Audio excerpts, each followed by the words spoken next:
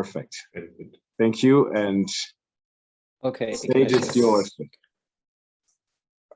Great. I think I will stop your screen sharing.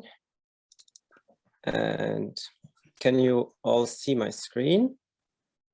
Mm-hmm. Excellent. Anja, Yes. I give you remote control. You should have remote control, and let's get started. Okay, yeah, thank you, Fabio, for this introduction, and let me start the session about how to build a quantum career. My name is Anja Ulrich, and I will give this talk together with Moritz von Butte-Schmidt, and we will start with the perspective of almost graduated students. So we believe that one of the key components to build up a quantum career is to ask yourself, what kind of skills do you want to acquire during your studies? And of course, also, after your studies in the beginning when you start working. And so to give you an example, we both are part of the interdisciplinary master degree in quantum engineering. And this master degree was launched 2 years ago, roughly, and it's relatively new. So it was the first kind of quantum engineering master degree in the world. And it was inspired by the lack of people who had a certain skill set to tackle the problems of implementing quantum technology. So let me give you a little bit more information about this master degree and also about our backgrounds. So I studied electrical engineering at ETH, and I always loved quantum physics, but I didn't want to do fundamental research, and I wanted to keep the perspective of engineering.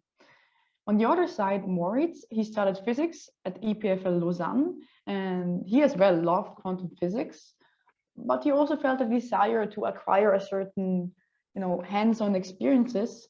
And that's why we both decided for this master degree, because what this master degree aims for is to take physicists and electrical engineers and bring them together on a common ground, give them a common language and an understanding for their way of thinking, together with a tool set with certain skills for being a quantum engineer. And Moritz will tell you now a little bit more about how could these skills look like of a quantum engineer.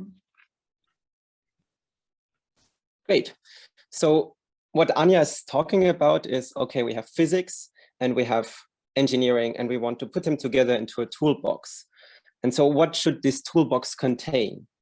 And this is a valid question, we think, because if you actually look on the internet and you go to a big company that usually builds quantum computers, and you ask for entry-level jobs in quantum, then actually there's no results.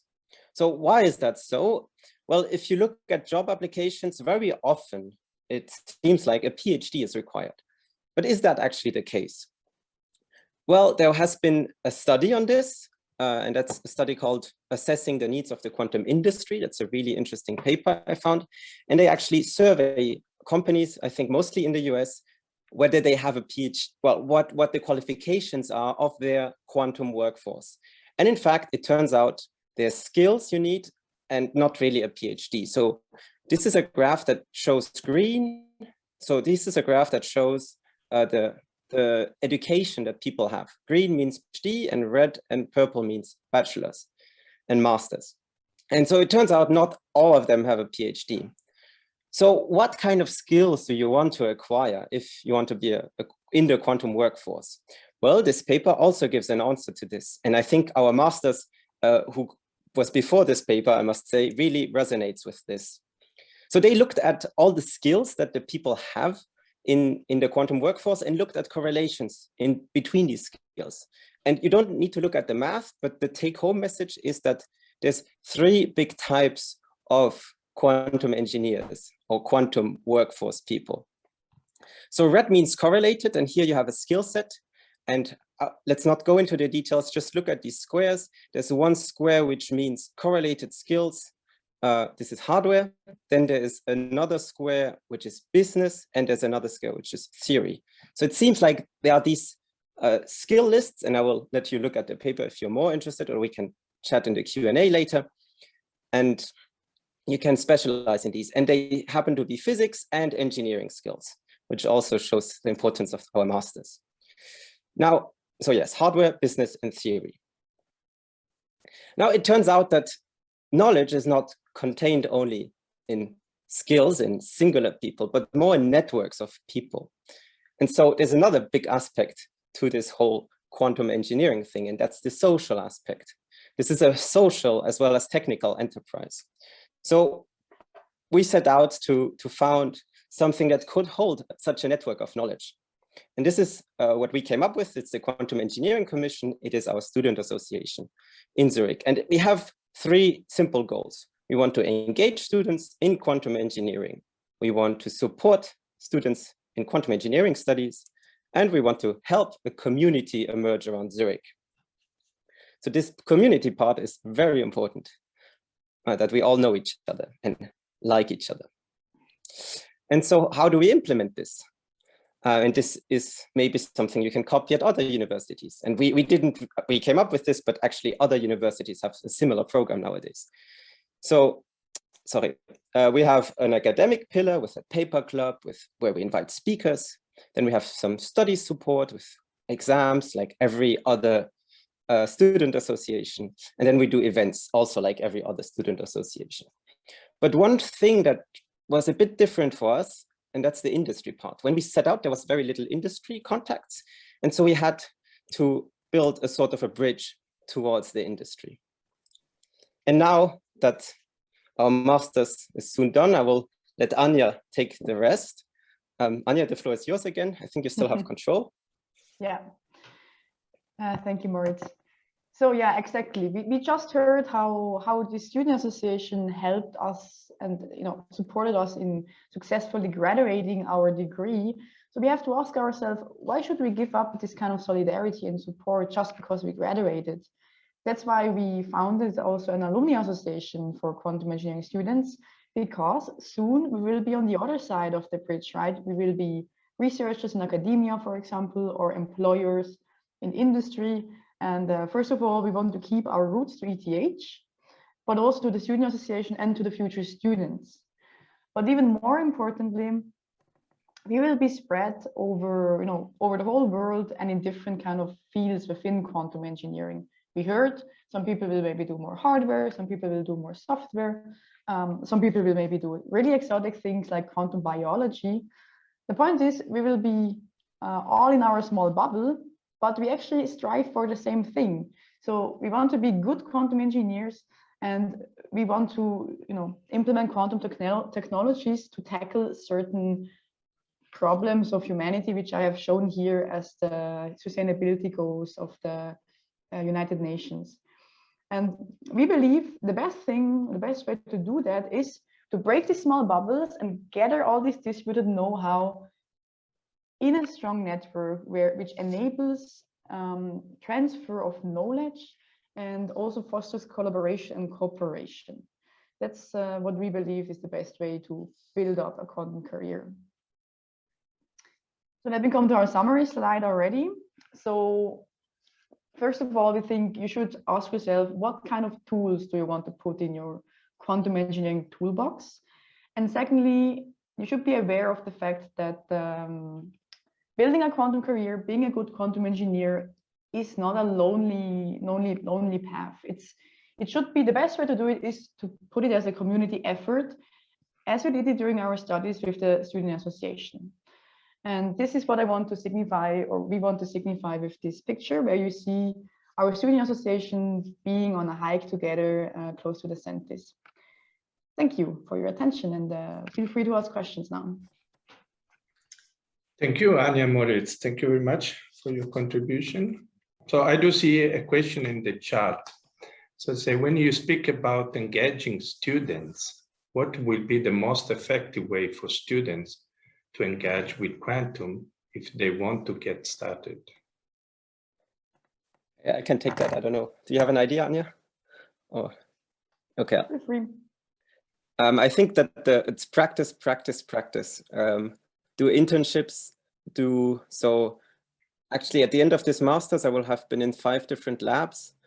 So I think, and this gives a rich experience. So the goal would be for you, I guess, to go to the professors or to the industry and say, hey, I want to work with you. I will do the shit jobs at the beginning and just do stuff. Just spend time with these people. Yeah, and if I maybe can add here, so if you really want to start off like slow, right? What I really appreciate in this mastery, in the association also, is that there's a really good exchange. So you can really talk a lot with people. It's about discussing topics, you know, quantum topics, etc., exchanging information and know-how and perspectives. And I feel like if you like quantum physics and you maybe not yet into the topic, but you want to get started, you of course can also just join our association if you're a student. Okay, I do see another question in the chat. It's also a kind of follow-up where you say that if someone with a quantum background who has been hired by an IT company to train new people with a science-related but not quantum background and include them into the workforce, what are the main hands-on activities that you would suggest? Very difficult question. So I'm trying to summarize. If you are in a leading role that you want to train your colleagues in the quantum field, what hands-on activities you would suggest them to do? Depends, I think, if you want to do hardware or software. Yeah, it depends now a lot what is really the platform you're working with, what are the goals you want to achieve. Hard to say in a general way. Maybe I do have a question for you. So you started this master program coming from two different bachelor profile, right? Moritz is more from physics and Daniel from engineering. And you had to complement your profile by adding more, on one side, more physics course, and for Moritz side, more electrical engineer course. How you find this, entering in this new world? You find it interesting, difficult? I mean, it was, of course, not as every interdisciplinary master, it is not easy to switch your field, right? And to get used to a new kind of language and way of thinking, but it was extremely enriching. And as I said, the support and solidarity in our mastery was really helpful here. I will also add that for me, it was mostly learning a new language somehow. For example, when you do control theory, actually, you have very similar math. Then you have linear algebra and you have partial differential equations, which often resemble like electromagnetics. But you have completely different ways of calling them. One time it's a Green's function and the other time it's a transfer function. And they are mathematically identical. You just have a different language. So for me, it was a big translation job as well. Like, what does this correspond to? And I learned a lot. Like, it was really good. I can speak to both people now, physicists and engineers. Okay, I see more questions in the chat. So very technical one. Do you have a platform to publish master thesis project? So as we are part of the electrical engineering department, they will be, I think, published on the electrical engineering department website, but I'm not sure if they're publicly accessible. I think within ETH, yes, but from outside. Some groups pop them on the websites, not all of them. Okay, so a follow-up question. How does a PhD influence a quantum career? Maybe you are still too young to answer, but you can give your opinion. Yeah, so definitely what this master taught us is you don't need a PhD to work in quantum industry or implement quantum technologies. It's not required. It could maybe be helpful depending what kind of position you aim for also in industry later, right? It can be an enabling factor in this sense, definitely. Morris, you want to add something? Yeah, the statistics seem to show that, like, if you do the really cutting edge stuff, you need a PhD. But if you do the more, like, less cutting edge stuff, more applied, then you maybe don't need one. This is what the paper I read basically said. Okay, I'm a strong supporter of a PhD in this field. You can take also my feedback there. But we have no idea, yeah. Another question for you is also kind of difficult one, is say, what is in your opinion might be the best strategy for a more senior physicist, for example, a postdoc outside of the quantum technology field to transition into the quantum industry? Are postdocs too old for the transition? Have you experienced this in your career or not? Okay, Gabriele, I'm sorry, but we are a bit late now in the program, and so I have to cut this question. I'm sorry about that. It's definitely interesting, but I think we have to move on in the interest of time. And we okay, very good. To the next speaker. We have a tight agenda, so I'm sorry for this abrupt interruption. And maybe in the chat you can, Moritz or Anya, you can answer the question in the chat directly. But maybe in the interest of time, we move to the next speakers, who is Marcel Pfaffhauser. Floor is yours. Yeah, thank you, Fabio. Let's just start presentation mode.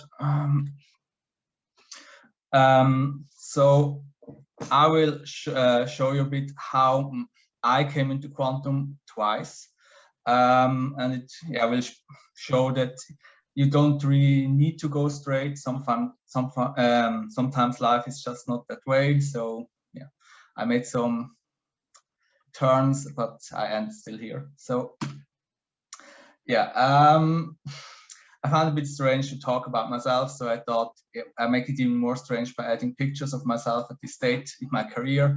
So yeah, I regret it a bit, but I hope you find it a little bit human to see how someone grew up. Yeah, I had a pretty normal education, I guess, at least. I did a normal high school with a Latin profile, so not even math or anything. Then I did a bachelor in computer science at ETH, where I had my first contact with quantum theory, more about that. Then I really liked math in general.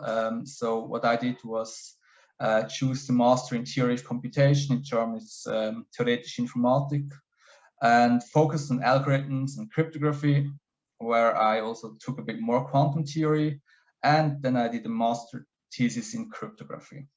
So how did my first contact with quantum theory look like?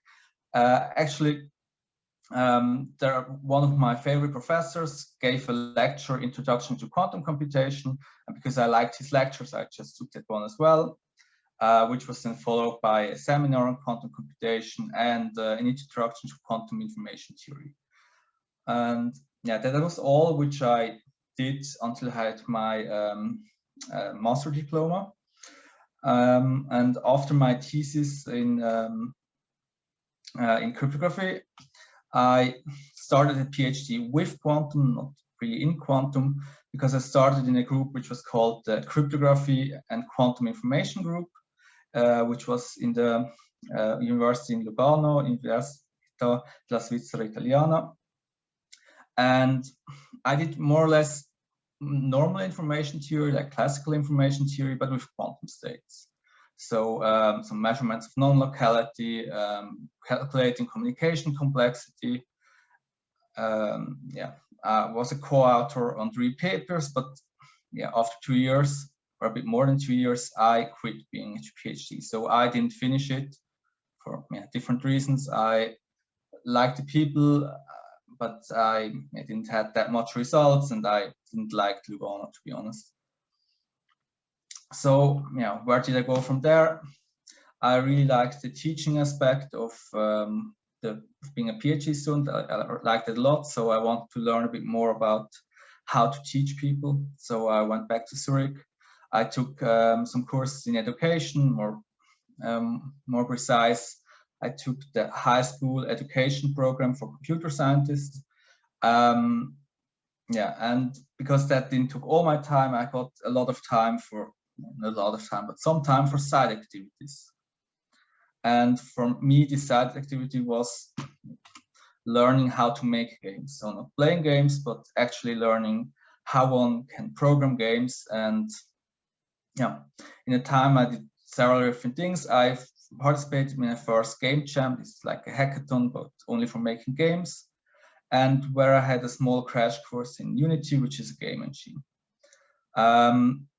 yeah, after that, I decided, well, when I take some courses anyway at ETH, I can as well take the ETH game programming lab, which is a like 10 credit course in the computer science.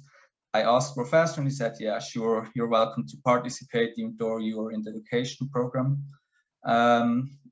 Yeah, next to it, I also tried to find a job with games, which left in only trying because I had no experience. And yeah, that's what you heard a lot, and maybe also in other fields you hear a lot. You need a lot more experience to actually start a job. And yeah, so what I did was I did a lot more projects together with the ZHDK, the Zurich High School for Arts. They had a lot of game projects where I participated, and in one of these projects, it turned out that I was the only programmer with 13 artists working on a game. And there I also met a boss of a small company, and yeah, I found a job. On Saturday, he told me, yeah, you can come next Monday. And then I had my first job having to do with games. So what my job actually was making custom software, mostly apps or experiences with augmented reality, virtual reality, and sometimes games. So then I worked several years as a Unity developer. Unity is game engine. I came during a time in a second contact with Quantum, which I also show next. And actually, doing games needs a lot of math. So I had a lot of math during my studies. A lot of people said, yeah, well, we won't need it anyway during our job, but I actually did need it. I used some Fourier transformations for sound analysis, and did a lot of other stuff. So that's why I actually quite liked that job. With a lot of interesting projects, also like a 3D visualization of a scanned crop field and some others. But of course, there were also a lot of boring things like advertisement campaigns, because that was not enough for me, and I want a bit more science stuff. Or at least some teaching. I got a small side job as a lecturer on a game programming course and the SAE in Zurich. And yeah, here's how my second contact with Quantum worked. I heard that someone was making a really interesting quantum game, and I met a person on a game event in Switzerland, a really small game event, which had quite bad lighting, similar to the picture I have here. I talked with him and said, wow, this game is really interesting, but it doesn't look that good. Maybe you could pay the company I'm working for to make it look better. So quite straightforward. He didn't mind, but he didn't got the funding in the end to do it. So it's a bit of a shame. Some years later, he invited me to go to these quantum industry days, which I'm here today, but I just had recently quit my job and my emails were not forwarded, so I didn't hear about this invitation until it was too late. I heard only about it afterwards when I was meeting him again in another industry event on games, and then I applied to IBM Quantum. And of course, this someone was James Wooten, who does a lot of quantum games, and yeah. Some of you might know, especially people from IBM, but even others. That's when I, sometime later, started working for IBM Quantum. To be honest, I needed some time to get back into quantum. I worked several years just with computer games and things like that, and not having thought about quantum too much, but I could come back, especially since there were a lot of interesting projects by teammates where I could participate, where I could help. And in the end, moment, I think I can use all of my experience, which I made during my life. We use games or gaming technology to teach people about quantum computation. So that's things which we do. So gaming, teaching, and quantum computation. Not a combination which a lot of people did, so that's great for me. Like two projects we have at the moment are KissKid, which is a small mini game engine which helps you to make your own games using actual KissKid, our quantum computation framework. And another project is Quantum Odyssey, where we collaborate with an external company, which makes a fun puzzle game teaching quantum computation. And yeah, for me, the best part at the moment working here is in this field, or at IBM in special, there are just so many exceptional people. Yeah, it's really interesting to talk with them, to hear from different projects. And there's just a really broad range of projects, and it really doesn't get boring. So yeah, thank you a lot for listening. And now feel free to ask questions, whatever you want. Thank you, Marcel. Thank you for sharing your experience. So I do see a question in the chat.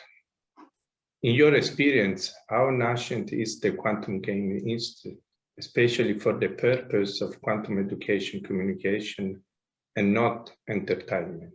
Are there major players out that you could name? I mean, there are Quantum Odyssey is one game which you can already buy, which I think is more, it's a good mix of education and entertainment.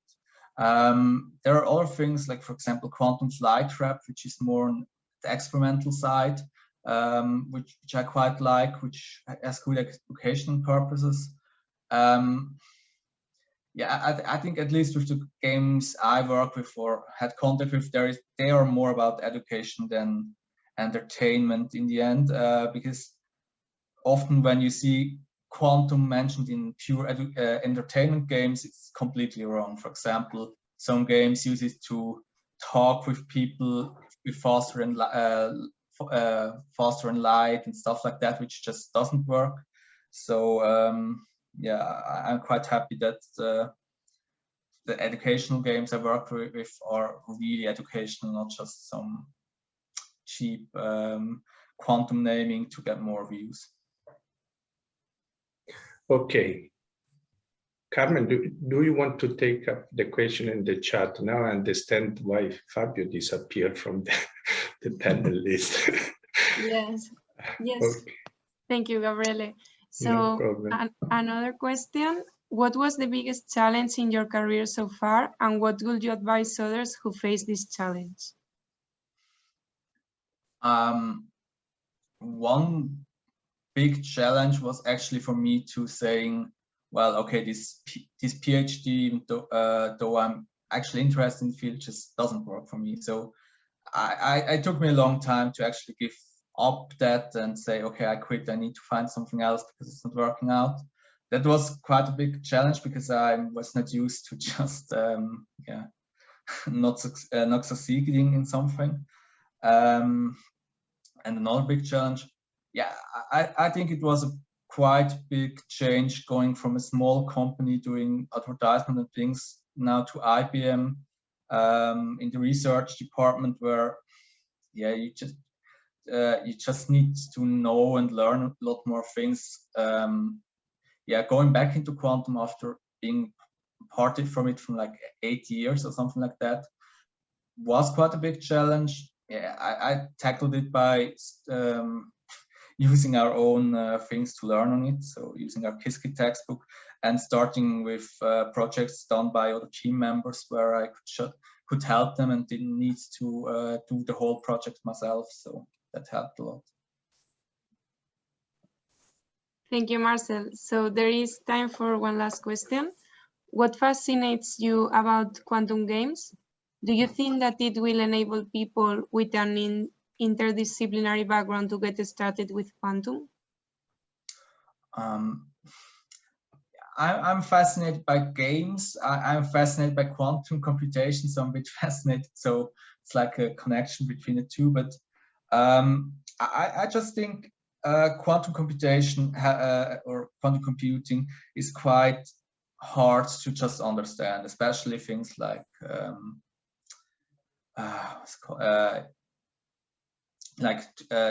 yeah, two different quantum states canceling each other out and interference effects and so on. So I think having some good visualizations or just different kind of visualization and something to play around with can help to understand it. That's why I think games can be a good part to help people understand quantum computation. Great, thank you so much, Marcel. And it might be of interest to the participants that tomorrow James Gutton, the person that inspired Marcel to pursue this career, will be giving tomorrow a workshop in this event from 5 to 7. So if you want to learn about quantum games, feel free to come tomorrow. And now let's move to our next speaker, Elisa Vomer. Thank you, Elisa. The stage is yours. Hi.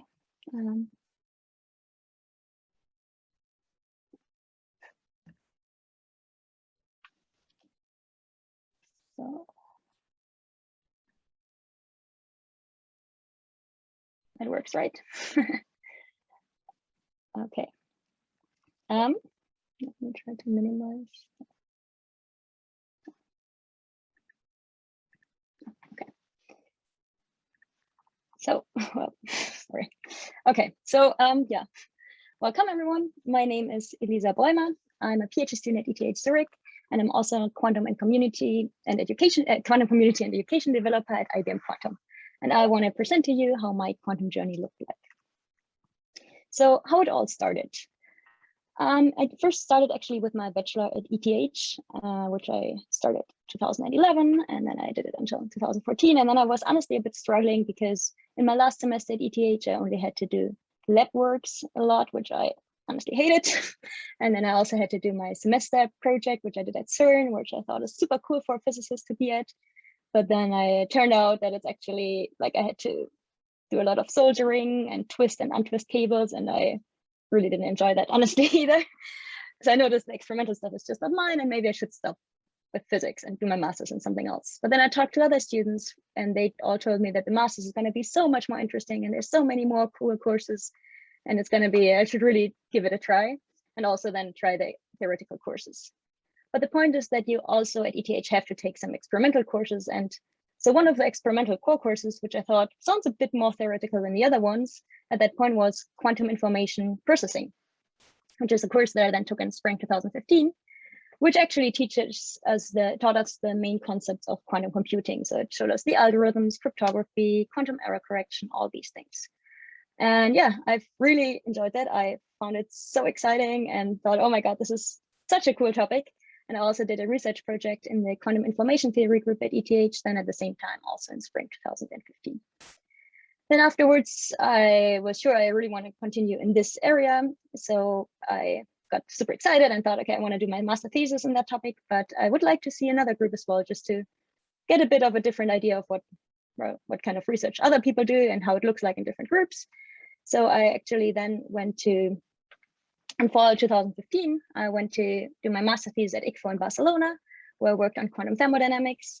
And at the same time, I also took the quantum information theory course at ETH, just in self-studies, to learn more the theory behind it and learn everything on a more theoretical, even more theoretical than we learned when in the other course before.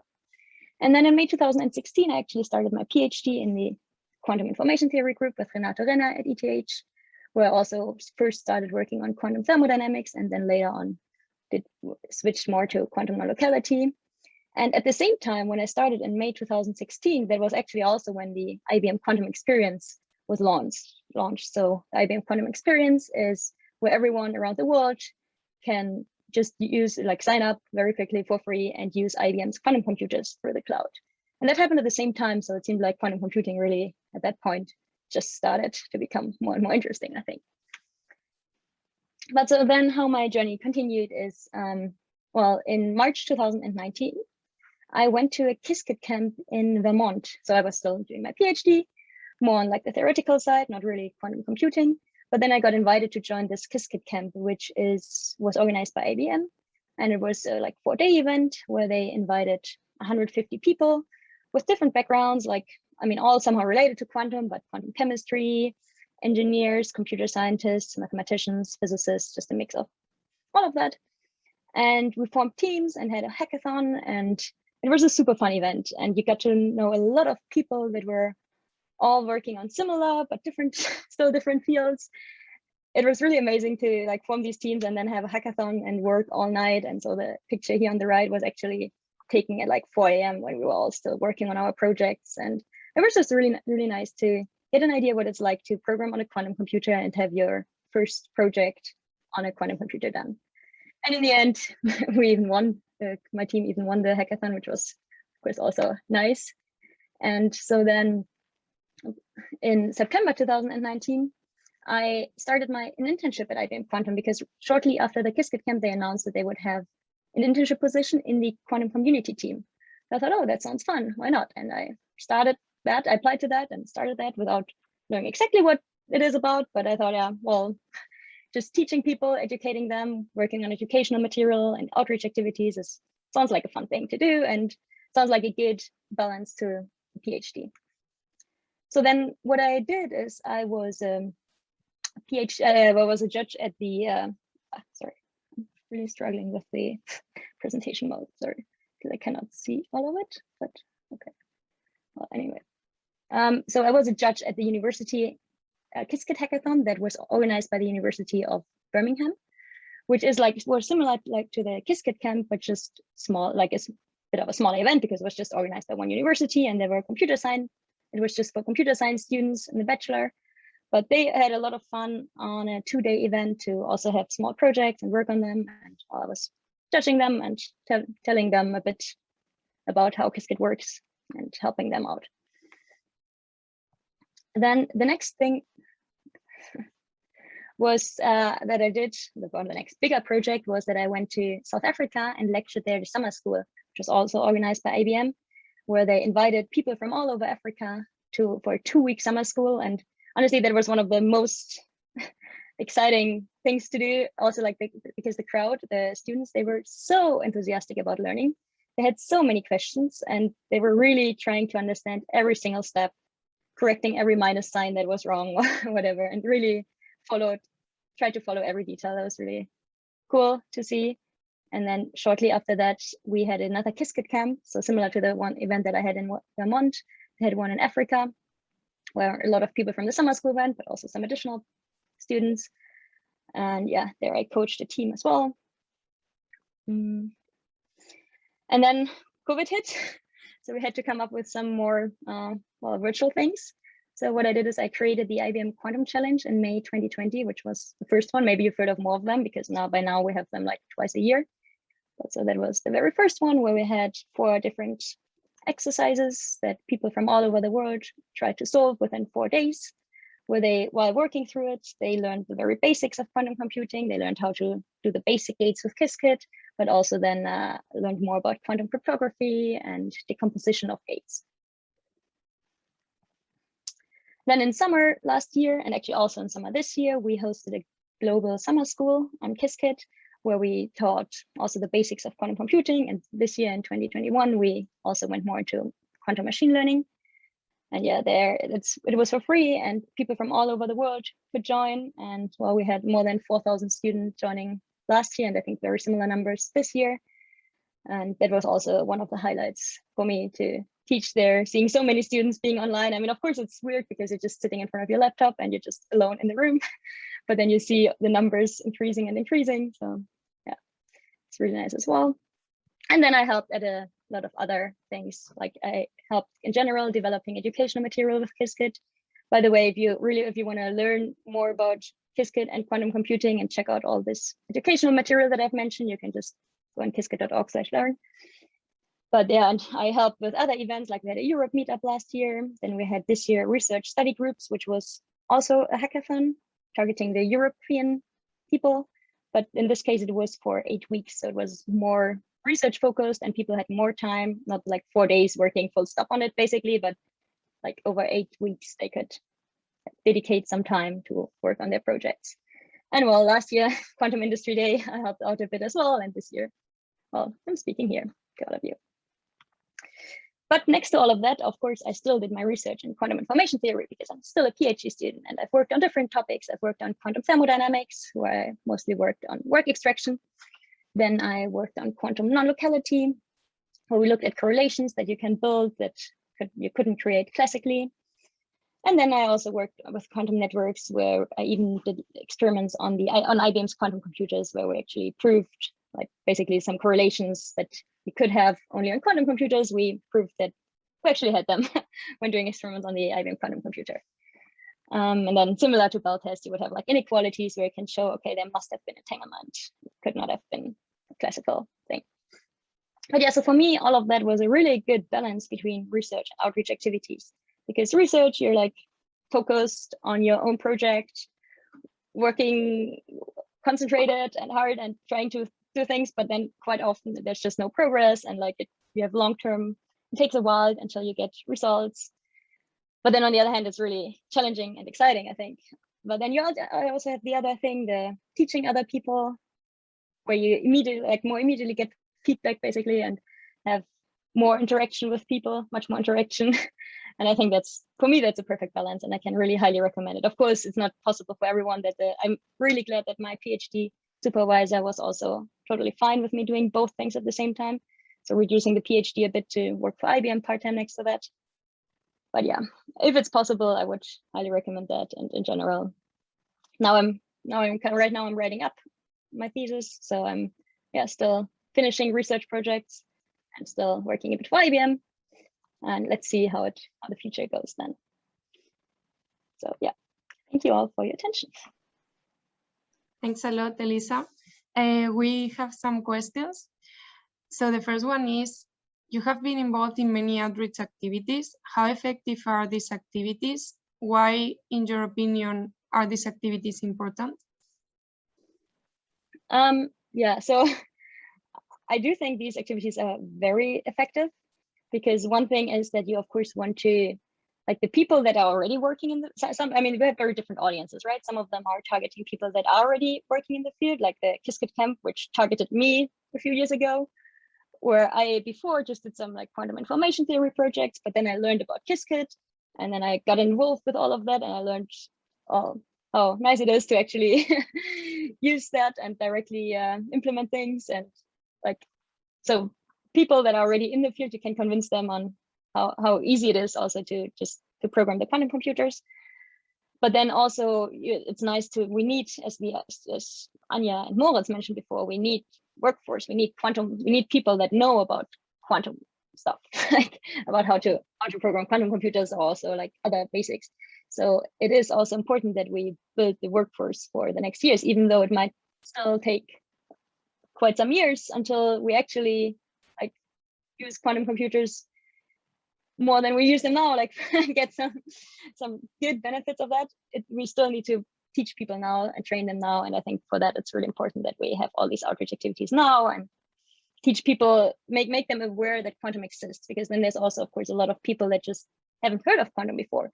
But it's important that we get more interdisciplinary, that we teach chemists and computer scientists and engineers and reach all of them as well, and show them, hey, there's this cool area that involves quantum computers, and maybe if we work all together, we can get some interdisciplinary projects that lead to great results. Thank you, great answer. What would be the advice and tips that you would give someone who is just getting started?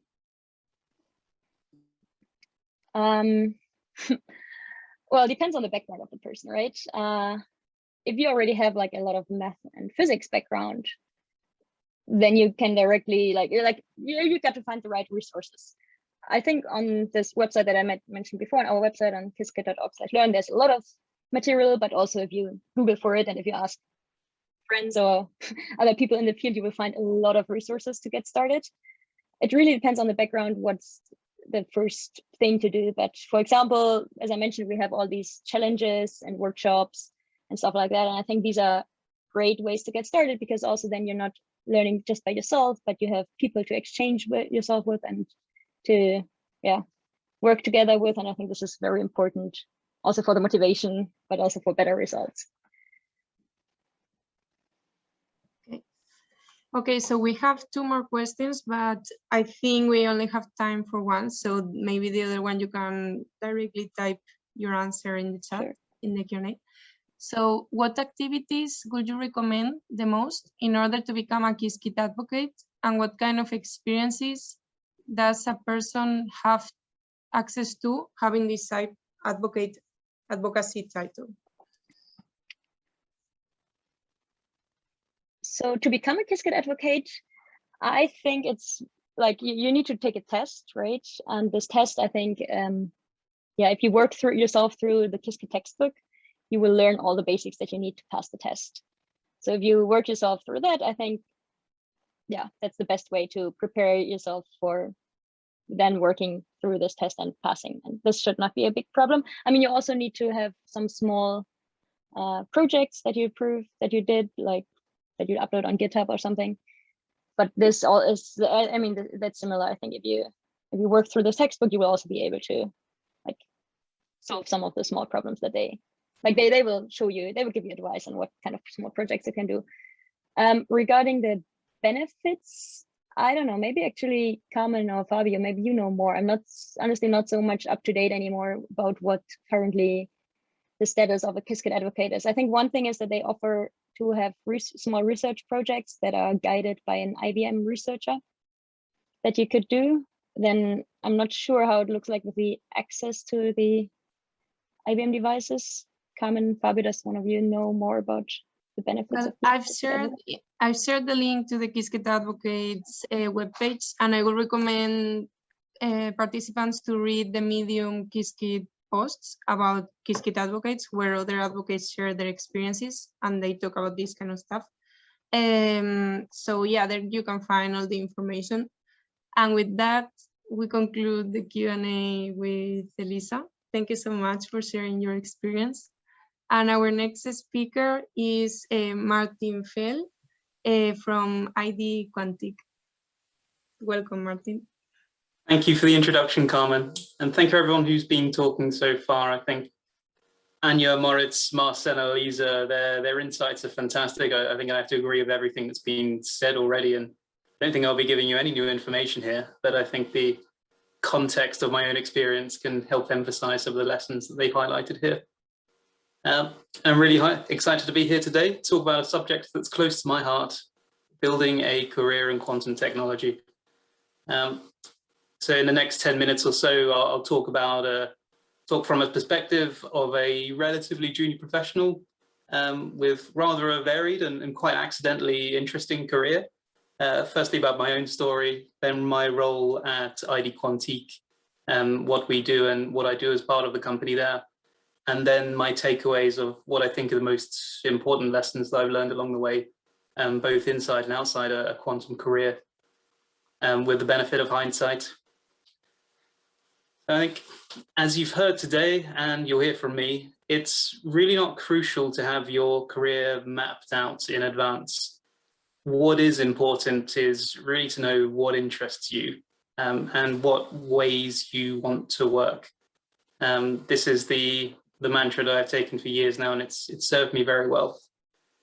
So anyway, for my story, going back to the beginning, my interest in quantum started very early. I was lucky enough to have an excellent maths teacher in high school who one day gave a rather riveting lecture on quantum cryptography. And from there, I disappeared down a black hole of Wikipedia to find out more. So from after there, I took a relatively standard route for people on this conference, I imagine, and did my undergraduate physics at Oxford in the UK. And I think the real value I got out of that was some really interesting internships and projects, as well as the fascinating people and topics you get to work on along the way. In particular, I was introduced to ion trap quantum computing in David Lucas's group. I was even lucky enough to have a radiation metrology traineeship in Switzerland while I was studying there, and finally did a master's project where we were trying to create a rubidium vapor-based quantum memory having a photonic quantum memory operating at room temperature. In fact, warmer than room temperature, about 50 degrees. And it was, yes. Sorry for interrupting you. If you're sharing any slides, we don't see them. Well, I hope you don't mind, but I don't have the slides. I thought I'd like to talk face to face. I find that more, yeah, I find that nice. But thank you for the note. Thanks, Anya. So yeah, up until this point of finished my undergrad physics, I didn't really have a clue what I wanted to do, frankly. Just a vague notion that I wanted to switch from academia to the business world. So naturally, what I did was sign up for a PhD. I had lots of half-filled job applications at the time for investment banking, management consulting, etc., but they all went uncompleted because it was not interesting. So it takes me back to what we've been hearing, that interest is paramount. Never feel guilty for not being interested in something. I knew what I was interested in was quantum information and photonics. I knew I enjoyed working in the lab environment, and I knew eventually I wanted to be in a high-tech industry. So after talking with some really valuable friends of mine, they pointed me towards the Photonic Systems Development Doctoral Training Center, which is a rather nice program in the UK, which splits between UCL and University College London and Cambridge University. And from there, I worked several years at the Toshiba Research Lab in Cambridge, doing some really fascinating and rewarding work with quantum dots, aiming to help build some of the building blocks of a future quantum computing network. There I was rather successful. It was fantastic, built a quantum relay based on quantum dots, a telecom wavelength entangled photon pair source. And the work is continuing there today. So it's been fruitful and will hopefully have some impact in the real world. However, after my PhD, I changed tack. I moved to Switzerland because it's a lovely country. It's got fantastic mountains, it's clean. I'm a big fan, and the flag is a big plus. And I took up a job in security consulting, which is quite a rapid shift. I changed geographies, fields, even ways of working, because I had a deep think, and the way I like to work was in projects. I knew that I needed to expand my soft skills more than I would learn in an academic environment. So sort of a general communication, presentation, business acumen, project management, things like this are much easier to pick up when you're not also dealing with an incredibly complex research topic. And I have to say, the people there were fantastic, projects were often interesting, and my stint there was immensely useful to my career, my life. It added some real world skills onto my technical skills, and I'm all the better for it. At the same time, it was just not the quantum topic that I was really interested in. So I wanted to get back to this game. And a year ago, I was sat where you are now, taking in what I could about the quantum industry landscape, seeing things explode with all the Google and Jianwei Pan results that have been coming out on the quantum advantage. And I found it very exciting. I had to get back there. So again, I took a big leap in fields, companies, and cities, and I started working with ID Quantique as a product manager. And by now, ID Quantique is one of the oldest quantum technology companies in existence, where it's celebrating its 20-year anniversary this year. The company, for those who aren't aware, but you will certainly hear in the course of this Quantum Industry Day, they make QKD systems, quantum key distribution systems, as well as QRNG chips. But the part I'm involved in is quantum sensing, which is where we make high-performance single photon detectors. And this all ties into essentially creating the enabling technology for a future quantum internet and really general quantum computing architectures, where QKD is essentially the first iteration of this. In my role as product manager at IDQ, I help to bridge the gap between the company and the customer, where I'm using my scientific literacy to translate customer requirements into specifications that can be understood by our engineers. And as well, I help communicate the value of the product to our audience, so that the people who don't know that they want these products actually understand what they're getting and what they can get out of it. we find it's not enough to just list specs of people. It has to have a real world application, which is done very well. I'm happy. In practice, what this looks like is I'm a bit of a jack of all trades in the organization. So I work with marketing, where I write copies for application notes, use cases, advertising material.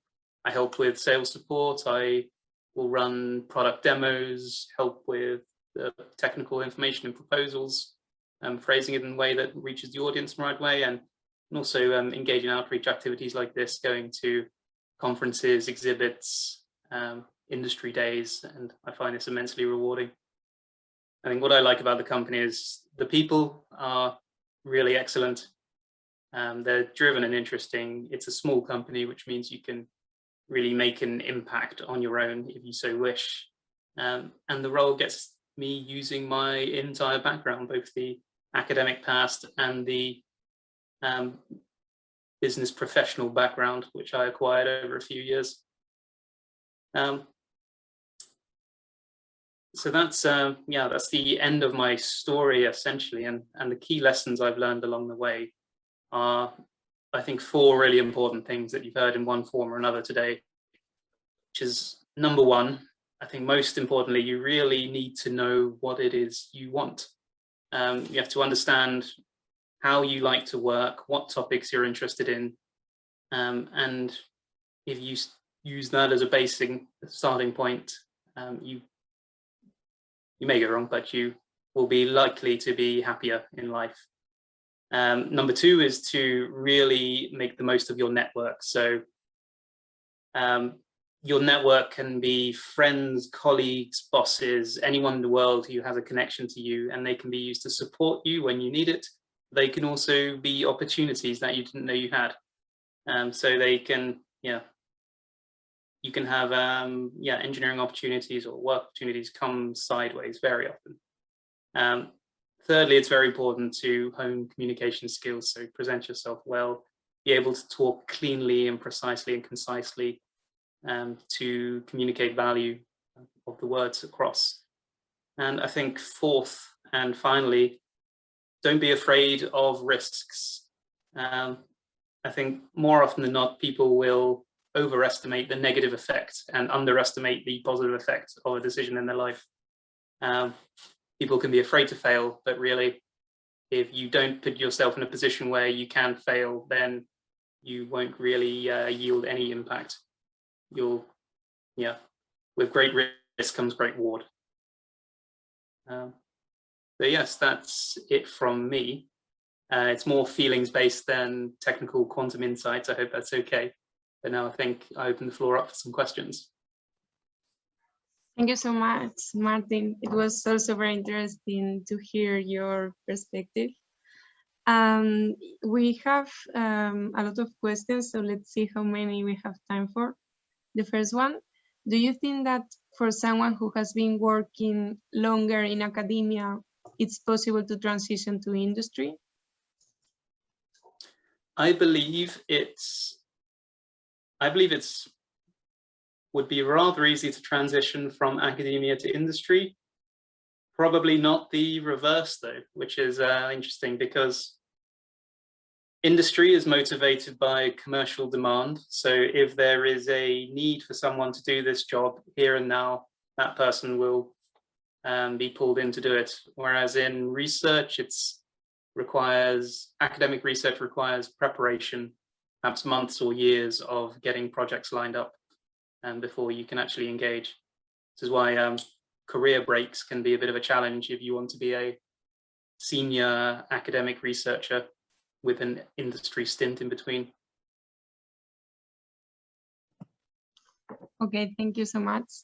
So the next question is about who are the main customers that ask for quantum solutions? Researchers, other companies? So we are largely looking at academic researchers, anyone who is looking at low optical signals or single photons at a time. And there are some industrial applications as well, certain kinds of gas sensing, LiDAR, where companies are interested in very low intensities of light, where they might be looking at a flux of several thousand, several million photons per second. In particular, in academia, we serve a range of applications. So of course, the optical quantum computing research field, where they'll typically need high performance, as high efficiency, low noise, and high timing resolution detectors as possible. But also in quantum imaging applications, so anything in microscopy where you're playing with 2 or more photons at a time, you're usually better served having a single photon counting. And then, yeah, a whole host of range of opportunities there for researchers to take advantage of single photon sensing. Okay, thank you so much, Martin. So there are 2 more questions in the chat, but I think in the purpose of time, maybe you can answer those directly typing into the Q&A. Absolutely. Yeah. So thank you, Carmen. Thank you so much, Martin. And now, writing down with Swiss punctuality, our last speaker, Gabriel. And go ahead, the stage is yours. Yeah, thanks for the opportunity to talk and talk a little about where I'm coming from. My name is Gabriel. I'm CEO of QSaber. We're a quantum startup. In the next 10 minutes, and as last speaker, I'll be talking partly about how our startup started and about my career. Before I go, there's a couple of things that you want to know. I'll be saying the same things, especially that Martin did before me, in terms of follow your interests. Researches or your careers tend to be not a straight line. And also, please keep in mind that I'm a little bit older, so my quantum career started a little bit before quantum was really a big word to go for. So it seems like a little bit of a hipster slogan, but I thought it was appropriate to name my talk like this. So starting with QSaber, our company slogan is we make magnetic fields visible at the nanometer scale. And just to give you like a 1-minute idea of what we actually do. All of us want our phones to be super high performant, but not have to run to the outlet all the time to keep on charging it. So there's a lot of reasons why computing needs to become more power efficient. And the way to go there is using magnetic materials. So we have magnetic materials in our nanoscale devices. And one of the huge issues that semiconductor industry right now has is that there are very few tools for R&D. And this is pretty much where we come in with something we like to call quantum microscopy. So we use a nitrogen vacancy center, a single defect in diamond as an atomic sized magnetic field sensor that we scan over a sample. This gives us great resolution. It gives us very high sensitivity. And it can do something that used to take a synchrotron, so an entire building size infrastructure in vacuum. And that we can now do in a desktop sized instrument at ambient. And if you really want to see what that looks like and some cool quantum measurements done live, join us at the quantum sensing session at around 4:30. You'll get to look at different startups. It's really cool. So this is what we do. Just to give you an idea on the timeline, the ideas for this were pretty much around more than a decade ago. Professor Degen is one of the first people to actually write it down in a paper. And him and a large community worked on making this a reality for the past decade. And sometime around 2017, Professor Degen and one of his postdocs, Jan Renzius, actually realized that there was a market for the diamond tips with the single ND. And they decided, well, why not make a startup? So the company was incorporated. I joined just briefly after this, immediately started selling. Then we realized there was actually demand for full systems since they're quite complex. There's optics involved, there's AFM involved, there's microwave involved, there's data analysis, magnetic fields. It looks very easy on a PowerPoint slide, but it's actually very, very difficult to engineer. We actually got government grants, money to help us develop this. We got revenue from tips. Last year we started selling systems, and this year has been really cool. We won the Size Quantum Challenge. We're now in a 3rd generation of tips. We're a team of 10 now, 2 million Swiss francs or more in revenue. So it's all looking very nice. And I think the overall thing to really talk about is how did I end up here at this point in time? So my CV, early years reads pretty much like you've seen before. I was like math and physics. Doing physics at ETH seemed like a good idea. At the same time, my father actually started his own company modifying spectrometers for colorimetric applications, and I spent a couple of years programming in my spare time for that. So I have a little bit of a business insight. And the main thing that motivated me to go into quantum is, on the one hand, I did a pro seminar on string theory, figuring out that I don't like theory as much as I thought I would. And I got a really good lecture in quantum optics from Tilman Esslinger, and that kind of got me, that I'm really an experimental physicist and that quantum is interesting. So I joined Tilman for a master's. Like Martin, I actually also thought about going into consulting for a while, but I decided to go with science. I joined Andreas Wallraff as a PhD, as I think actually his third PhD, back when qubits still had coherence times in the 100 nanoseconds. I did not work on qubits though. I did something that was also fashionable back then, as single molecule devices. We wanted to couple those to microwave resonators. This was a very big project for somebody to do by himself. I was left with a pretty big skill set. I designed a cryo from scratch. I learned a lot about fabrication. We did microwaves, optics, and you also learn a lot about working on your own and supervising others, which is a skills that you will need later in life almost everywhere. So it was a cool time, and I decided that I like Zurich very much and I want to stay there, and also decided I like science and I want to stay there. So the easy way to go is to do a postdoc, continuing along the research line I did, which was nice. Got a Nature Comp paper out of that, and then decided, well, I still want to stay there in science. I did a longer postdoc with IBM, doing molecular electronics, learning all about grant writing, proposals, fabrication, a little bit about patenting, a little bit about corporate environment in a bigger company.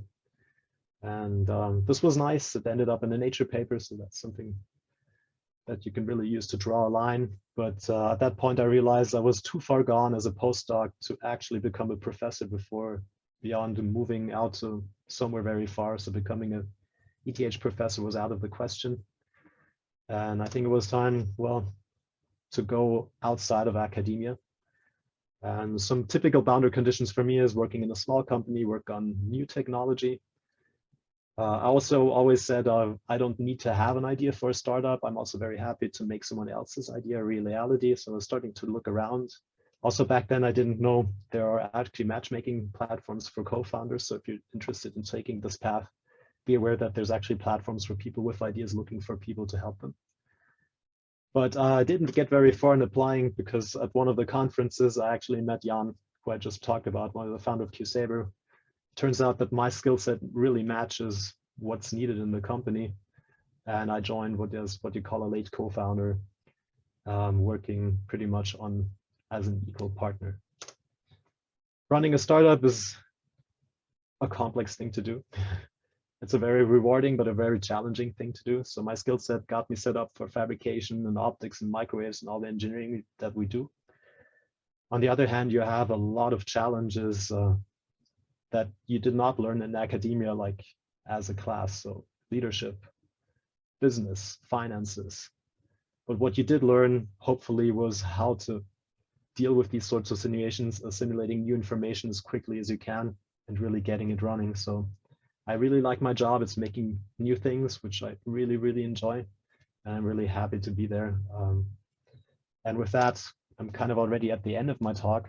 And while I don't like motivational slogans so much, I think the two that can sum it up, nevertheless, the most is follow your interests. Because if you're interested in something, you will really, really work hard and look deep into it. And the second, if it's worth doing, it's worth overdoing. So really, the skills that you like, you should hone very, very deeply. Because in the end, if you only always skim up at the surface, you will never have a skill set that's really relevant to something. But really doing maybe one or two skills really deeply will get you much further along in your career. That being said, we always are looking for interns and master thesis. We're not so good at keeping our website updated. So if you're really interested, just write us and get in touch with us. And with that, I'm open to questions.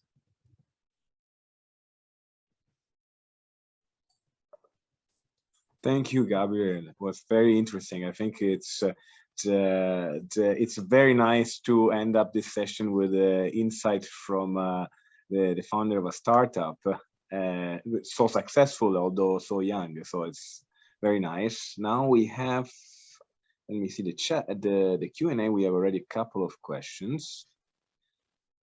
So the first one is, what are some of the platforms to find co-founders that you would recommend? So which kind of recommendation for people that are interested in finding a partner for a startup? So the best one I've heard so far about is CoFoundMe. I'm not sure whether it's cofoundme.com, but it's called CoFoundMe. I've know several people from other startups who found their co-founders like this or joined, so I think I can recommend that one. But be aware there are others around. This is just very anecdotal for me. I guess there's a nice funny story behind, or funny story behind. So yeah, we have a second question.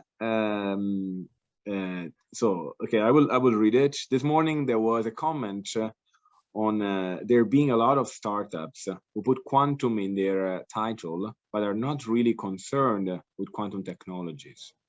How do you see that, and what would you advise a student who is interested in working for a quantum startup?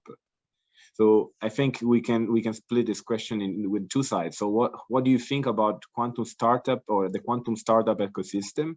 And on the other side, what would you advise to someone who wants to start a startup? I tend to be a little bit critical about where the quantum computing side of the startups is going at the moment, because there's a lot of money involved, which means people jump into it with ideas that are not fully thought through, but nevertheless, I think it's a good thing for technology to be pushed like this, because a lot of people go into it, a lot of research goes into it, and it will bring us forward. So I think this is more of a personal take on how much additional chatter you want on the quantum end, but I think there are a lot of very valuable quantum startups around. You just have to be a little bit careful about digging a little bit deeper, whether it's just buzzwords or they actually have an underlying technology. And I think this goes to the second question. If you go to a quantum startup, really make sure, and you're interested in technology, really make sure that they do have a technology that they're selling and they're not just creating buzzwords. We've seen several websites on quantum startups, which on the surface read very well. And when you think about it more, there's not even technology behind it. So make sure that if you're interested in the technology, that somebody actually tells you how it works. What are the advantages? What do they do themselves? Because some startups tend to outsource a lot of technology. And if you're interested in that, then of course you don't want to be managing from afar. You want to be doing it yourself. So really be critical about what you're going to be doing in the startup. That would be my advice. I think it's very, very, very interesting point. Maybe my personal question would be, how do you ensure that? Because I think it's important. What I absolutely agree with you. My question would be, how do you ensure that people actually get that, understand that there is a real technology behind the startup you are trying to push forward, of course. So it's through marketing, advertisement, or outreach activities such as conference, or what do you do for positioning the startup? I think our goal as our startup is to actually find real world problems and show solutions with our technology. And if you can actually demonstrate this is problem A and we can solve this with our technology, that would be the real test. And this is what we try to do. We're only starting because we've had to engineer a lot from scratch to get to the point where we are now, that we can actually demo all the different aspects of our technology. And doing demonstrations takes a lot of time and effort, but this is our main course of action, really showing that we can solve real world problems with our technology. Because I can promise a lot, but actually doing. Gabriel, maybe I joined the discussion here. I also have a question from my side. First of all, thanks for sharing your very interesting story. I have a question a bit about the future. So what I've seen, there is a common theme among all the speakers today. So the career path until, being the CEO of a startup was not very linear. You always explore different paths, different possibility. Also, Martin went completely out of the quantum. So do you think that this no linear path is due to the fact that quantum technology and the quantum field is not still very mature? So you expect more in the future to have for our students a bit more linear career, that they pick it up the right program and then they continue in the quantum field in a more streamlined? Is this what you would predict?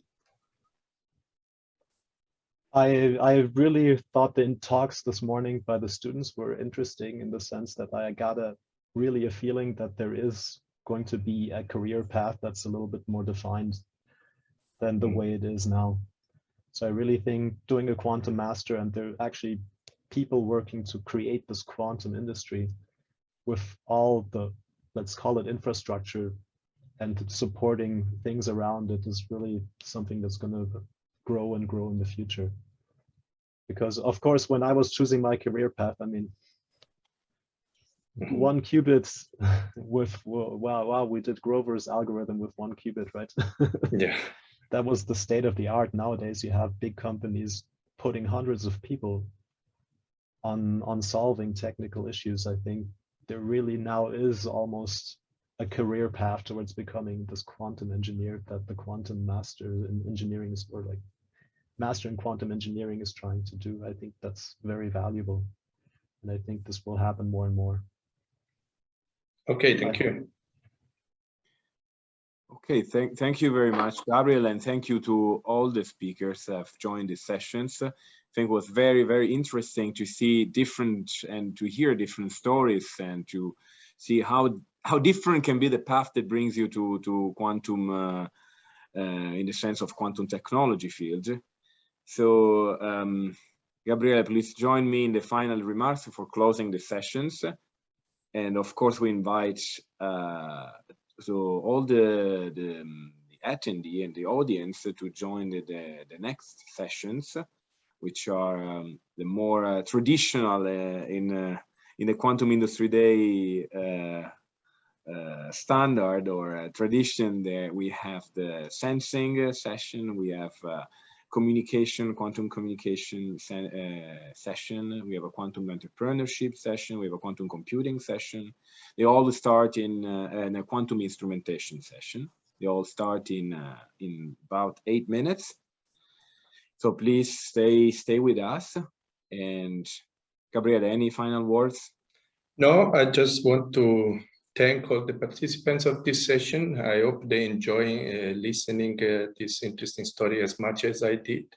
So again, for the future, I hope that we can consolidate the skill set that the quantum professional needs, and the career will be more streamed. And I'm looking forward to a bright quantum future. That sounds great. We all love for that. And so thank you, everyone. We are now going to close this session. See you in a while in another session. Thank you. Have a nice day. Bye-bye. Bye.